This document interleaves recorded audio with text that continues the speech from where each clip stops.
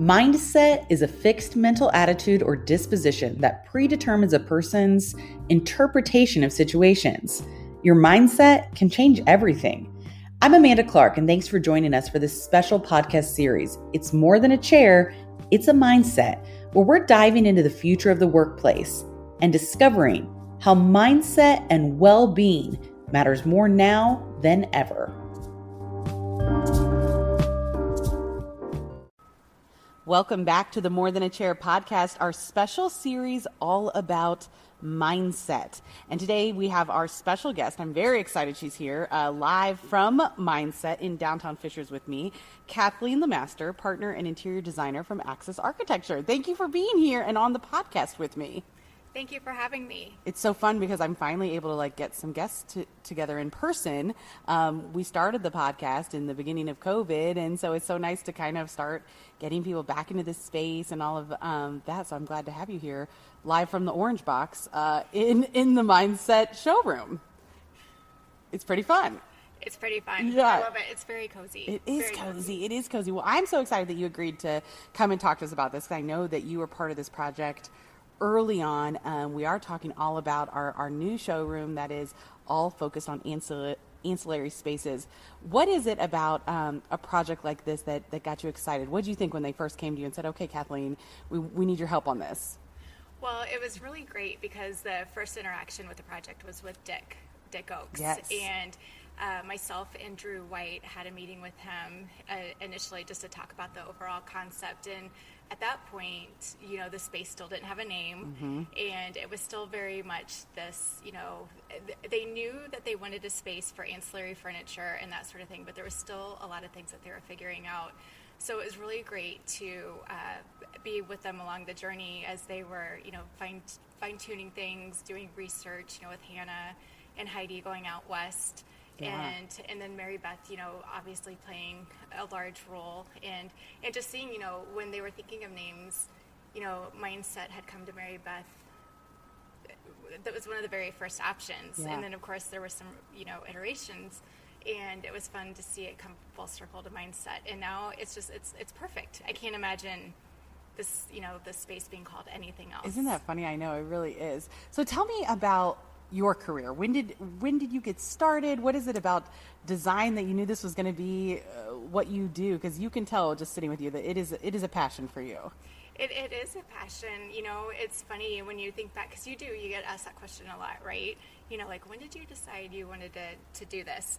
And I think from a very young age, I didn't necessarily know I wanted to do interior design, but I was definitely always a product of my environment. I can remember being in elementary school, we had classrooms that were painted like a blue color and one that was, a lighter shade of this orangey, if you will, but it was like really subdued, and I always wanted that room because it just felt warmer, and I like the overall feel of it. So it's really interesting to kind of think back at such an early age that I was already very aware of my environment, because it truly does have an impact. It does. What are some of your favorite spaces to design? I mean, when you looked at a space like this, looking at ancillary, a big open room like this, is this on your list of likes or dislikes where you're like, oh geez, this is going to be a challenge?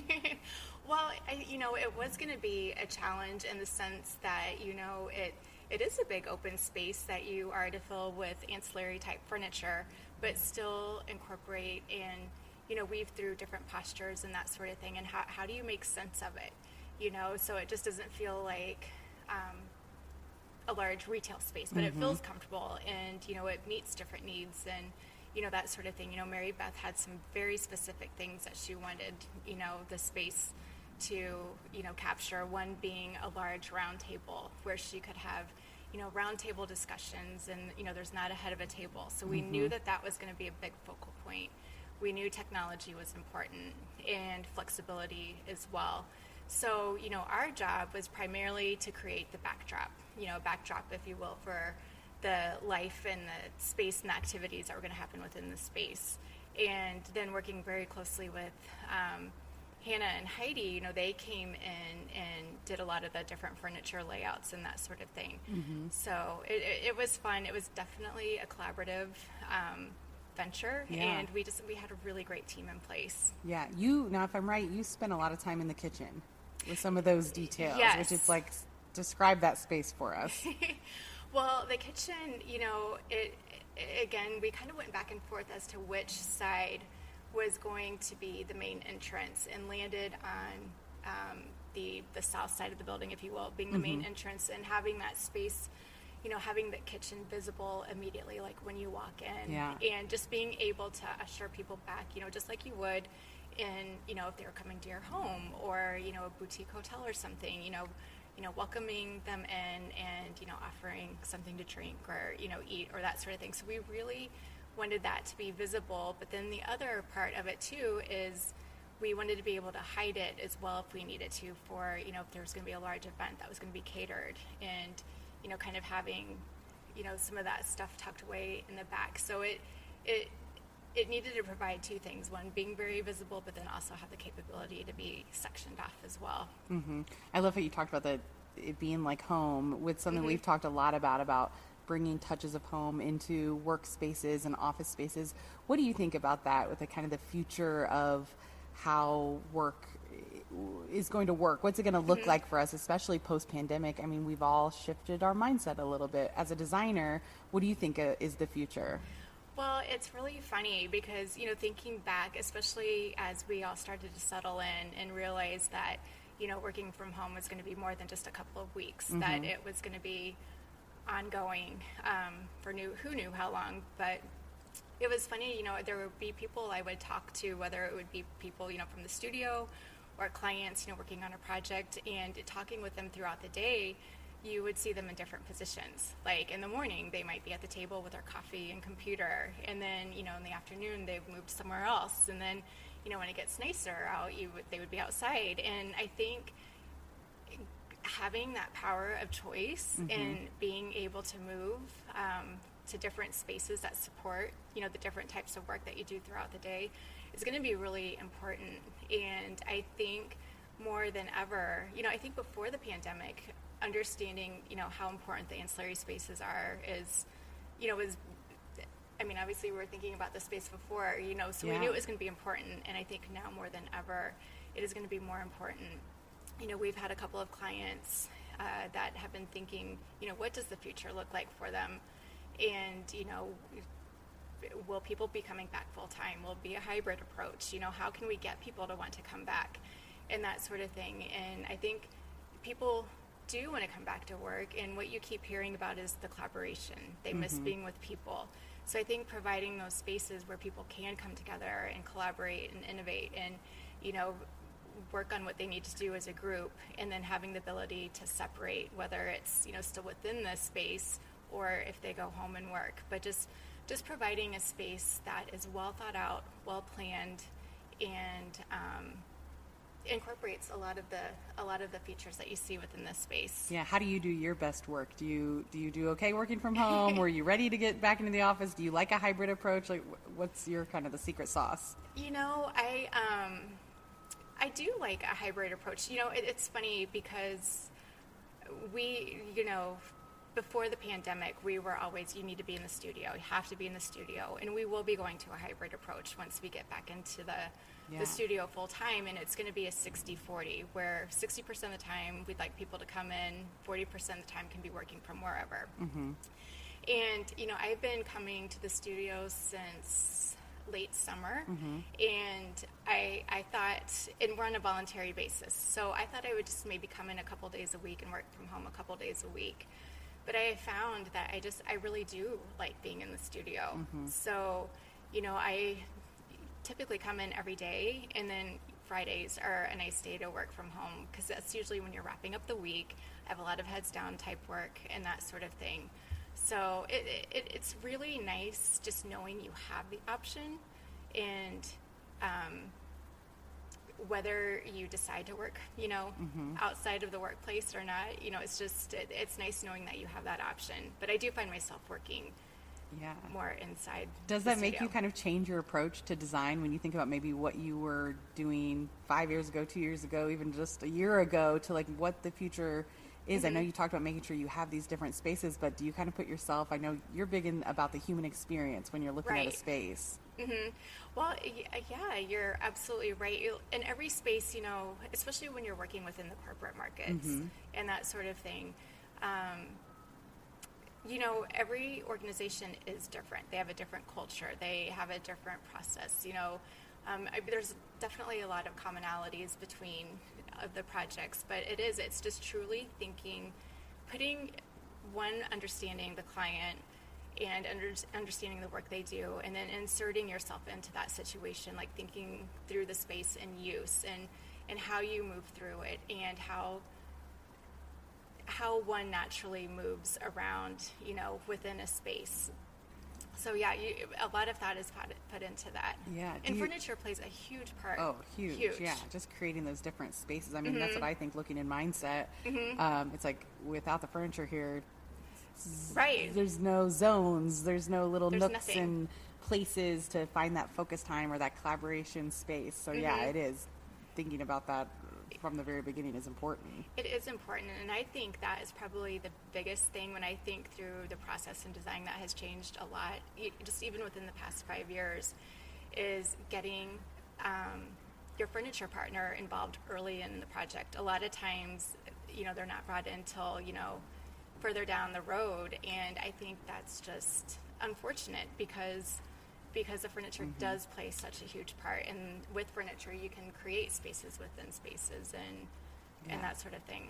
Yeah, so. That's one of the things I love about this space, is just even like the placement of a rug. It makes all the difference, because now we've got these different spaces and themes and little zones within the big zone, and so I like that that's something that you guys all really thought about ahead of time. When you're talking about the future and the shift in mindset with clients, are you finding that some are kind of a little scared of the change of when we talk about hybrid or we talk about ancillary spaces? If you're old school, and it might feel a little scary, a new approach to work. Right. You're absolutely right. It's funny. I feel like we have seen the spectrum where people, even today, are still thinking of, thinking people coming back in its entirety, but still thinking along the lines of the pandemic, that separation and how to keep people safe and that sort of thing. And then you have, the other spectrum where they're concentrating more on just getting things as back to normal as possible. I feel like with a lot of the clients that we have been working with, that everybody understands that a hybrid approach is going to be the way of the future. Yeah. It's impossible to be like, you have to come in every single day. Now, I know that there are some, positions that require that, but I think just from my experience in the talks I've been having, is that everybody's under the understanding that there is going to be a shift in how people work and what the expectation is, and I feel like people have been loud and clear that they want a hybrid approach.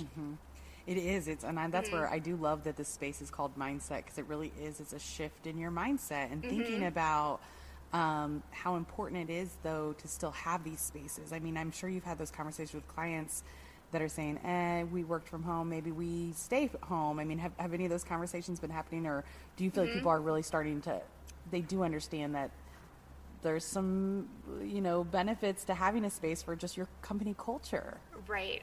Well, and culture is so key. Oh, yeah. Right? I mean, it's really, really important. And I think people do realize that too. Like, there's been a talk about like the shrinkage in square footage, creating a space where you don't necessarily need workstations for every single person, especially if you are going to a hybrid approach, or there are certain people that will be working from home on a more full-time basis, but still want to have an opportunity of a home base to come to. And I think that's why the collaboration and ancillary type furniture will be so important, because that will be what will draw people, back to the workplace, I think. And then, of course, offering spaces, whether it's an assigned workstation or an unassigned workstation, where people have the opportunity or flexibility, if they're coming back, for collaboration or a meeting, that they can stay and work for a couple of hours if they want to as well. Yeah, I love that. I love this space just because it's bright, it's colorful, it's I know that the designers at Business Furniture and Choreo spend a lot of time thinking about the signature scent and just some of those touches. What are the things that really inspire you in design? What are some of the things that make you just love a space for yourself? Well, I think you hit it. It's really important to hit on all those five senses, right? Like the minute you walk into a space, just having some music or a buzz, and I think smell is so important, and a lot of times that's overlooked. You just don't even think about it, but it makes an impact, and I think those type of things, it's what feeds the subconscious. Like you're not really, I think, when you're not necessarily in the throes of designing and thinking through all those things, when you walk into a space, sometimes you're just like, gosh, this just feels right, but you don't necessarily know why. But then when you start dissecting all the pieces and parts, it's all those little details that have been orchestrated and, just feed the subconscious. And I think the smell, sound, the layering of textures and color and pattern, all those are so important. Yeah, I would love to see your home. What colors do you have? What does it look like? What is like your favorite place to go in and shop? Where do you find all your things? Because you always have a very neat aesthetic, and I've seen your designs, and then just you as a person. But how do you pick for those kind of things personally? It's so funny because people do ask that, but I feel like by the time you think about your home, you're just like, you're tired. Whatever. But I would say my home's very eclectic. I live in an older home, and it has a lot of natural light, which I really love. But the things that are within my home, it's just things I picked up along the way. Like if I see something and I love it and it speaks to me, I get it. Yeah. And it can be, there's so many, yeah, so many different places. And then too, like just even the collection of furniture, like I have these old chairs that are my grandma's, and they're like in a bright yellow fabric, but they're very traditional, but somehow they work with some of the cleaner lines and things of the other furniture. But I think if it's just something that you really love and speaks to you, somehow it just all comes together. Yeah, it's all about that experience. It's like it's so much more than a chair, we say is our podcast, but it's about that experience and space. We've been talking a lot about that just with how employers are going to bring employees back and bring them back to something better, bring them back to something safe, compelling, inspiring. What are some of the things that you think will help change up a space or create something new and fresh? We talk about here just having great coffee. Coffee. It's like, you've been home working for the last year. You've been drinking junk coffee that you had to make yourself. There is something nice about coming into the office and having good coffee. Are there things like that you think about as a designer that do matter? Absolutely. You're right. I have to say, like, even coming to your space business, over at Business Furniture, one of the things I always look forward to is the coffee. Oh, yeah. Because it is like amazing coffee. And, those are some discussions that we're having even internally, is talking through about the coffee and even just like replacing the coffee mugs. And there's something kind of easy, but it could make a big impact. Could make a really big impact. And then, thinking through the spaces that, we do have and how we can rearrange things, or just to make it more applicable to how we want to work in the future. And then I think creating spaces too, like opportunities, like for instance, at our studio, we have a great outdoor space, but we don't have any furniture out there. We have a lot of sample outdoor furniture. So kind of, thinking through what that could be like. And I think that would be a huge draw to people, to be able to have an opportunity to go back there and work for part of the day, or have a big community table where people can have lunch, or we can have, a cookout on Friday, or, just things like that. Yeah. It's so interesting because, when you say ancillary, right? Ancillary means extra, kind of. And when we were out in California, before the pandemic, just learning about ancillary spaces, and it's not a new trend. It's something people have been talking about for a long time, but it's really some of those extra spaces, like the outdoor spaces that maybe were being overlooked, or we're more on the West Coast that we thought would eventually make it this way, but here we are now in the Midwest, and because of the pandemic, ancillary seems to be more essential than ever. Have you always been on the ancillary trend, or is it new for you? No, a lot of the spaces we work on, and a lot that we worked alongside with you guys on too, it's always been really important to incorporate ancillary furniture, because again, it's you know, we've been doing, you know, workplace design and that sort of thing, you know, with the concept of having, you know, ancillary furniture, you know, inserted into the footprint for, I would say, for like 10 years or so. Just really understanding, you know, the importance and again about giving power of choice back to people and where and how they want to work, especially with like laptops and things like that. Oh yeah. So, and assigned seating. I mean, do you have an assigned desk at Access, or would that be something you'd have trouble getting rid of, or are you in love with it? Well, I did used to have a assigned seat, and technically, so we have we have a very open studio, and we do have workstations, or like a 7x8 workstation. And historically, everybody had their own seat, but now that we've started to add more people, and you know, we only have so much space. Yeah, and the hybrid. And the hybrid, that we have incorporated some just single height adjustable desks, which I sit in. And so I no longer have an assigned seat, and I am unassigned. And it is funny because I do move around a lot. Like I'll start out at the desk, and then I move into our library space, and then sometimes I move into a front conference room.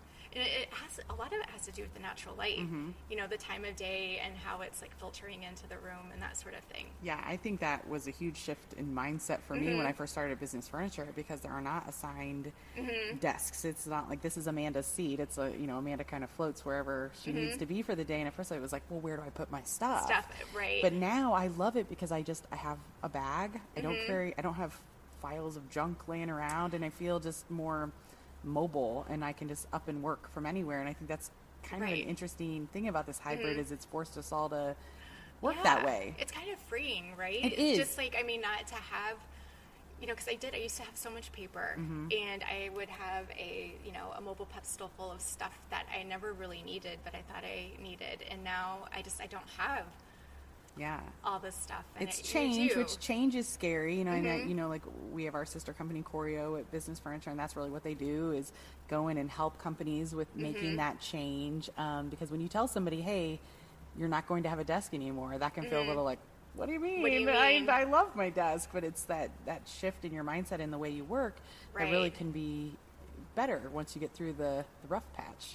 I agree. You know, I've had opportunity to work with Choreo on several projects, and it is amazing. I mean, they play such an important role because this is such a new concept for people, and it's emotional. You don't understand, and it is emotional. And you know, they go through all the different stages, but having, you know, Choreo on board to kind of help realize some of the strategy, and then, you know, communicating the design and how the space is to be used, and why you know the company's doing this. You may be giving up this, but you may be giving up a 120 square foot office, but you're gaining, you know, 10,000 square feet of space that you can work from. But just like taking them through the steps so that when, you know, they do move into the space, they know how it's supposed to be used, and it's really, really great to kind of see where they started, and then when they move in, and then how they're actually really using the space like it's supposed to be used, and love it. Yeah, it gets you up and moving. I mean, it does. It kind of keeps you from just sitting stagnant, and it is interesting to find where you do your best work as well. Is it standing? Is it in a ancillary little nook somewhere? I mean, it is kind of just, where do I thrive? And so that's kind of a fun thing to figure out. And it can be different every day, right, where you do your best work. Well, this has been amazing. I've just loved talking to you. I do have a question for you. I'm going to throw you off for a second. What do you think your mindset is right now? We're getting, a little bit post-pandemic. The world is opening up. We've had a really crazy year. But what is your mindset for the future of design and space? What is kind of your mindset right now? Well, I think right now, as it relates to design in the future, I think it's a really exciting time. I think more now than ever, people are open to change, and they're truly seeking, people such as yourselves and us, for our expertise in, design and what the future does hold for workspaces and that sort of thing. And I think, because of their mindset is so open, I think there's so much opportunity to maybe even push things even further, just to really think outside the box. So So who knows? I mean, it is exciting. Like, with all the creativity, it's kind of when things are scary and hard, sometimes you see what kind of blooms from that afterwards, and it'll be very interesting to see where we go from here. So it's been amazing to talk to you. Yes. Thank you so much, Kathleen Lemaster from Access Architecture. Again, you can follow us on Business Furniture and Choreo's social media sites and listen to the podcast just about any platform. For now, I'm Amanda Clark, and this is the More Than a Chair podcast by Business Furniture and Choreo.